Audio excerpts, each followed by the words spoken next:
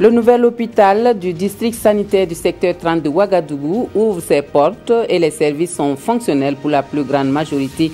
Le ministre de la Santé invite les populations à fréquenter la structure sanitaire.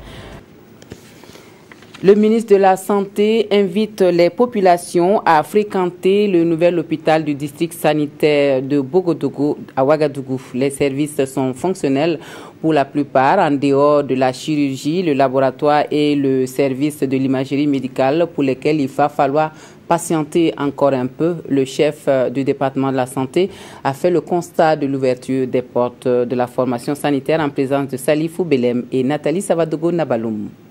Le ministre de la Santé admire ici, au service de l'ophtalmologie de l'hôpital du district de Bogodougou, la qualité des équipements disponibles pour prendre en charge la maladie des yeux. Selon les techniciens, en Afrique de l'Ouest, ce service peut être classé parmi les premiers en termes de qualité de soins pour les yeux. L'hôte du jour a pu également visiter, entre autres, les services d'urgence médicale, la pédiatrie, la cardiologie et le service neurologie.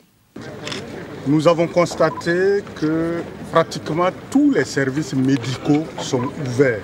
Venez, vous aurez les meilleurs soins possibles à Bogodougou. Il reste 3 services qui posent problème, qui seront résolus en déant 1 mois. Il s'agit du service de chirurgie, il s'agit du service de laboratoire, il y a le service d'imagerie. Ça par contre, on devra attendre la fin de l'année pour qu'on ait toutes les installations pour l'imagerie médicale. Pour ce qui est de la réaction de l'opinion publique qui dénonce les coûts exorbitants des prestations, le ministre rassure. Sachez que les prix sont ceux pratiqués par l'ancien centre médical avec antenne chirurgicale que vous connaissez, le CMA du secteur 30 ou l'hôpital du district de Bogodougou, c'est les mêmes prix qui sont pratiqués, qui sont plus bas que ceux pratiqués à l'hôpital Yalagadou. Les jours à venir, l'hôpital sera ouvert officiellement. La journée mondiale de la santé met la dépression nerveuse au centre de la commémoration cette année. Au Burkina Faso, le taux de prévalence de cette maladie courante est de 10%. Quelles sont les causes de la dépression et comment l'éviter? Daouda Ouattara et Yolande Lompo sont allés à la rencontre d'un spécialiste de la question pour quelques éléments de réponse. Les maladies dépressives, l'on en dénombre plusieurs. Toutes les couches socio-professionnelles sont concernées par ce trouble dépressif qui sévit tant en ville qu'en campagne. La dépression est un trouble mental et qui est caractérisé par une tristesse de l'humeur qui va durer un certain temps avec un retentissement sur la vie familiale, la vie relationnelle, sur l'activité professionnelle. Et tout ce qui peut constituer du stress ou du traumatisme chez l'individu peut en fait occasionner une dépression. Difficile à déceler que ce soit par le malade lui-même ou par ses proches, elle peut engendrer des pulsions suicidaires. Il y a un certain nombre de signes tels que l'incapacité à faire face à un certain nombre d'obligations, que ce soit au plan familial ou bien au plan professionnel, le manque d'appétit, le manque de sommeil. À l'heure actuelle, l'on dispose de moyens à la fois psychologiques et médicamenteux pour traiter ce mal et obtenir une guérison clinique stable. Le manque de confiance en soi, la consommation de la drogue ou d'alcool font que les jeunes sont plus exposés. Au sein de la population générale, il y a une prévalence de l'ordre de 10% de la population générale de sujets qui présentent des symptômes dépressifs. Quand vous prenez des groupes spécifiques, ce taux de prévalence peut être nettement plus élevé. La meilleure prévention pour l'heure, ça reste la consultation précoce. Il faut également savoir que la consultation en psychiatrie est, si vous voulez, quelque chose qui doit être compris comme une consultation ordinaire et ne pas voir cela comme un problème en soi au point où on préfère souffrir dans son coin plutôt que de voir un psychiatre. Parce qu'on pense que la consultation auprès des psychiatres équivaut à quelqu'un qui a plus ou moins perdu le sens de la réalité, alors que ce n'est pas le cas. La dépression nerveuse n'est pas seulement une affaire de grandes personnes. Le refus d'un nourrisson de s'alimenter, sa perte de poids et ses cris incessants peuvent également être des signes avant-coureurs de la maladie. Autre point de l'actualité, des femmes du Burkina Faso et de la sous-région, bientôt à l'école de l'énergie solaire. Le centre de formation en projet est financé par l'Inde à hauteur de plus de 2 milliards de francs CFA. Nous suivons la signature de conventions entre les différentes parties avec Césaire Carfo et Yolande Lompo. 2 milliards de francs CFA, c'est la somme que l'Inde met à la disposition de l'État burkinabé à travers Bar Foot College. Ce financement doit servir à la mise en œuvre du projet de construction d'un centre de formation en énergie solaire au profit des femmes non scolarisées.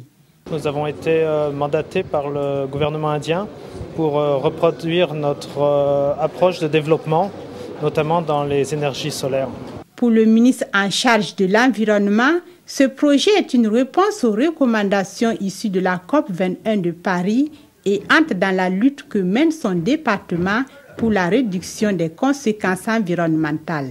Il faudra dire que l'objectif de ce centre, c'est de permettre la formation à des femmes issues du milieu rural, de pouvoir avoir des connaissances en matière d'énergie solaire.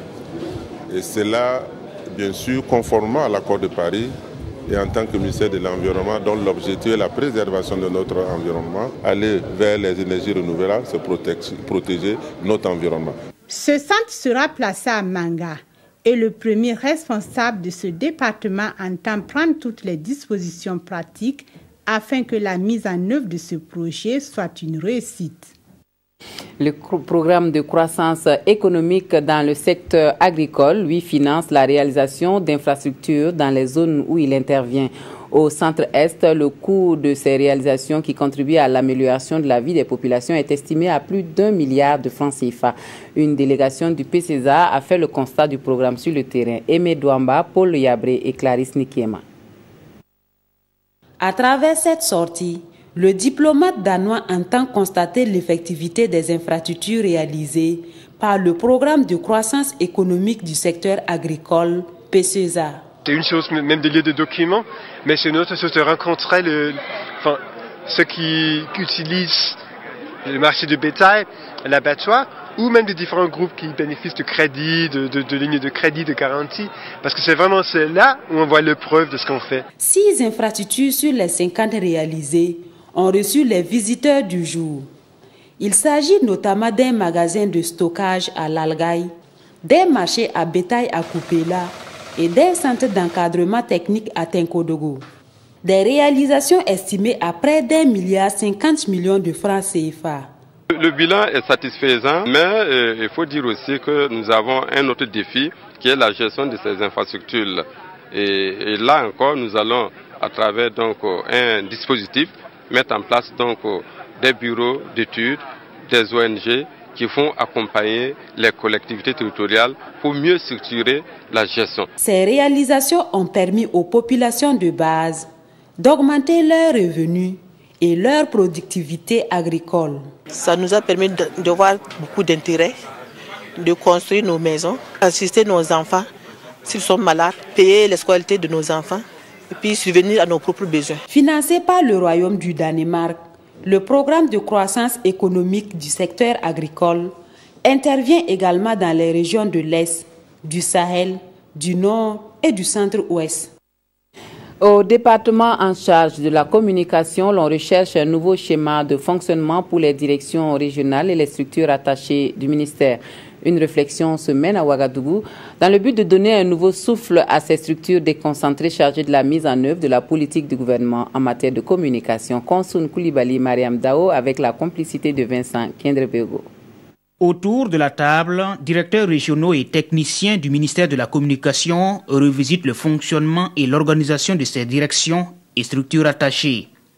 Et cela pour insuffler un nouveau dynamisme du département de la communication au niveau des régions. Nous avons pensé cet atelier pour mieux redimensionner le déploiement de ces structures, pour avoir un schéma de déploiement de ces structures et véritablement instaurer les meilleures conditions de collaboration et de rationalisation des ressources que nous savons assez limitées. Pendant 48 heures, ces participants vont proposer des solutions en vue de renforcer le positionnement des médias publics au niveau régional. C'est un document qui est fortement attendu au niveau du ministère et auquel le ministre de la Communication et des Relations avec le Parlement attache de l'importance parce que les différents départements ministériels disposent de directions régionales, agissent en région pour la mise en œuvre des politiques sectorielles. Depuis plus d'une décennie, les médias publics ont entamé une politique de rapprochement de leurs services des populations.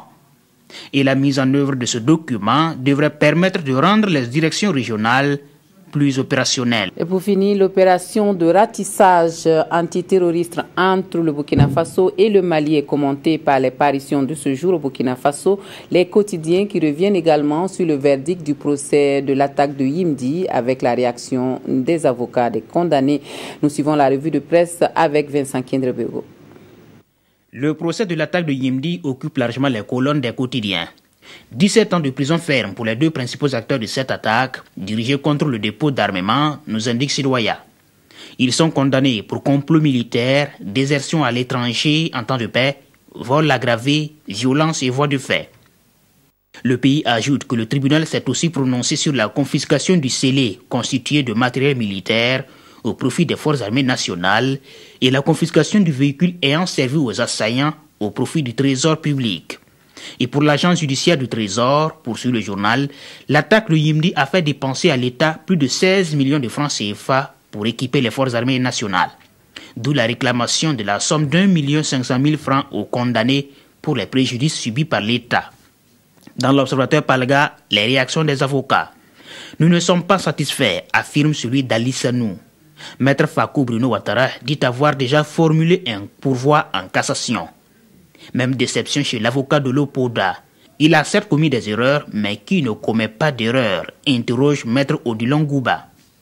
Ratissage antiterroriste entre le Burkina et le Mali. L'opération Panga, de son nom, a été préparée dans le plus grand secret, indique l'Observateur Palga dans sa rubrique Lettres pour l'ail. Et cette descente des soldats burkinabés et maliens sur le terrain, appuyés par les Français, a pour objectif de débusquer les terroristes cachés dans la forêt, y compris le fameux Malam Dicko. Les lignes commencent à bouger, souligne le pays à ce sujet. En passant à l'offensive, nos forces de défense et de sécurité semblent avoir pris toute la mesure du péril au point de ne plus vouloir donner du répit aux terroristes. Reste que l'opération doit s'inscrire dans la durée. Voilà pour les actualités de la mi-journée. Merci de nous avoir suivis. Un très bon après-midi à tous et à toutes.